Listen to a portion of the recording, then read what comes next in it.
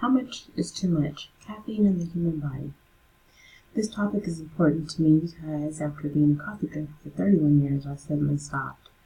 I grew tired of being nauseated from that third cup of coffee at around 2 o'clock each day, tired of purchasing it from the store, constantly looking for sales on Keurig pods, and tired of believing that I needed it to be me. I've not suffered thus far since I'm still drinking tea and hot chocolate, still eating candy bars, but I'm eating and drinking a lot less than before, and overall I feel better. I accidentally introduced my children and my nephews and nieces to coffee. They always wanted a little of what I was drinking, and now, 10 years later, they all drink coffee, and I feel responsible for this behavior. I'd like to break the bias to show them that it can be done.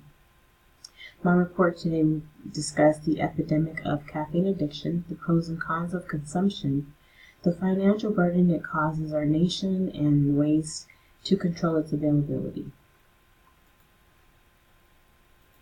How addicted are you to caffeine? Are you a chocolate lover? Do you crave Kit Kats and Hershey bars and Twix? Do you prefer dark, white, or the milk chocolate? What about soda? How many Pepsis and Coca-Colas do you drink? Or are you a Red Bull junkie? Do you feed the monster deep inside, or are you more of a rock star? If not candy or soda, there's a variety of coffees from locally brewed to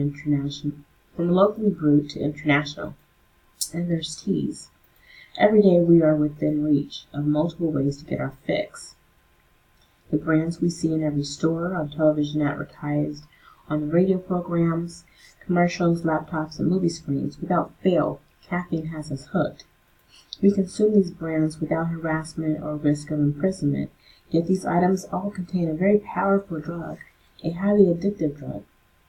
It's one that does not require a show of ID or a prescription to purchase, unlike cigarettes and alcohol, and the effect it has on the human body is damaging. And over a long period of time, it causes things like caffeine intoxication, agitation, insomnia, anxiety, cardiac arrhythmias, gastrointestinal disturbances, seizures, and even death.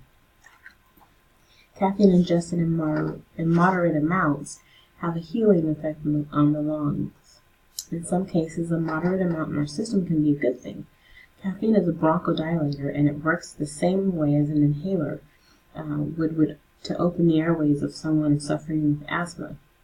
I have asthma, and it helps me breathe easier when my inhaler isn't doing enough. As all drugs, caffeine, when used in moderation, offers health benefits. It provides energy when we're tired, and it eliminates brain sluggishness in the mornings. However, if not used cautiously and is seen as potentially dangerous, excessive caffeine intake can be detrimental to our health. And if it's damaging to adults, it's even worse when given to children. How old should each child be before they ingest caffeine? I believe there should be age limits posted on who can buy caffeinated items. A show of ID should be required for children to purchase items such as chocolate and candy and coffee from local 7-Eleven convenience stores. It's easily accessible to them. And it's necessary to purchase cigarettes and alcohol. In fact, by adding a tax on caffeinated items, it could cause a decline and possibly eliminate the issues. A requirement to show proof of age would also decrease everyone from going overboard. So again, I ask the question, how addicted are you to caffeine?